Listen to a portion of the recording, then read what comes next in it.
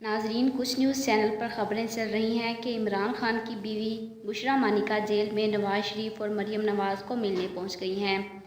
नवाज शरीफ और मरीम नवाज़ को जुदा करने का फैसला किया। साबका वज़ीर आज़म की बेटी को अडयाला जेल से निकाल कर कहाँ मुंतकिल किया जा रहा है, ये सब पिंकी पीडनी के कहने पर सब हो रहा है।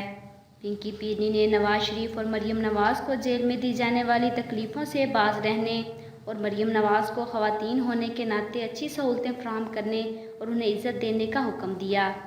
पिंकी पीडनी के कहने पर इमरान खान ने नवाज शरीफ समेत मरीम नवाज़ को दूसरी जेल मुंतकिल करने का फ़ैसला कर लिया।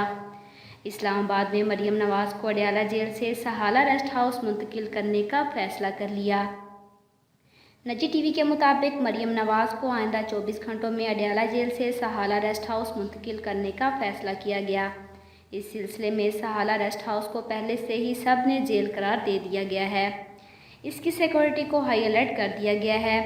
ज़राए का कहना है कि नवाज शरीफ 5 रोज़ गुजरने के बाद अभी तक खुद को जेल के माहौल में ढाल नहीं पाए। उन्होंने मच्छरों और सफाई सुथराई से मुतल्लिक शिकायत की है। वाज़ेह रहे कि इससे पहले मरीम नवाज़ ने अडयाला जेल में भी गिलास लेने से इनकार कर दिया था।